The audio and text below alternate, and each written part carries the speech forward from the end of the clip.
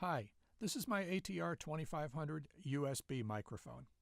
The microphone is set up on a rigid stand in the usual spot in my office, which is only a couple of feet from one wall and less than a foot from a back wall, although there is some sound-absorbing material on that back wall. So you would expect some mid-bass emphasis given where the microphone is, and indeed you will probably hear it in the recording. And that really is why, even though I rather like this microphone, I moved on to a dynamic microphone because I don't think this microphone couples terribly well to my space. I'll go ahead and read a couple of VOs here, and then we will do some room tone and microphone noise for you to evaluate the self noise of the microphone. There is a downloadable file in the description down below. That is actually the file that you see playing in Audition in the background. It's not this file that I'm creating right now.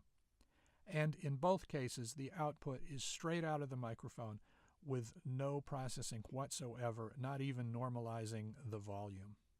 The only edits are deleting a couple of throat clearings and blown lines. So let's see. Homicide is tying yellow ribbons around a silver air stream.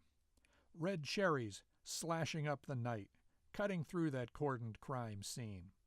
There's been a murder in the trailer park tonight.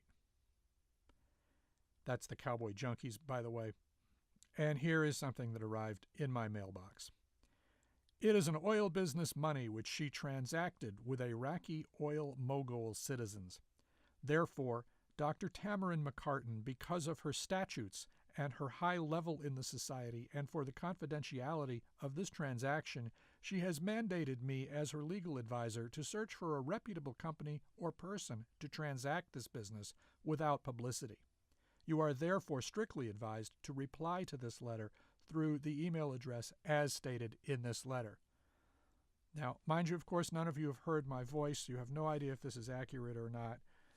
If it sounds really sort of nasal and there's a lot of mouth noise, yeah, that's probably pretty accurate. So here is some room tone and residual microphone noise for you to analyze at your convenience. Actually, that's room tone, residual microphone noise, and a jet passing by overhead. Let's try this again. Now it's quiet.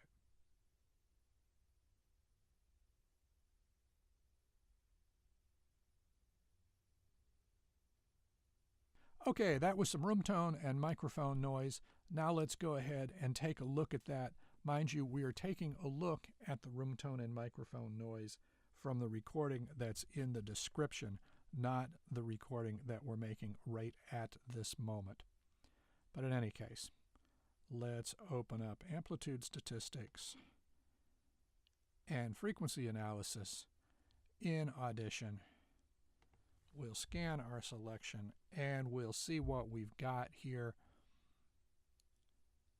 So we have an average amplitude for room tone and mic noise of -78.5, which is actually really very good. I think that that's better than my Rode Podcaster, which is a 3 or 4 times more expensive microphone. And you can see the statistics for yourself. You can see where the room tone energy is distributed, and yeah, indeed, it is more towards the mid bass. And I'll leave this up on the screen for a little while so that you can take a screenshot of it if you want to.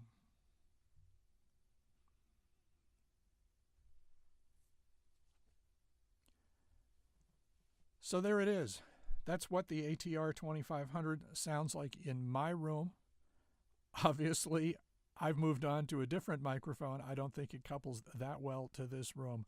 But in general, I think for the money, it's a pretty darn decent microphone.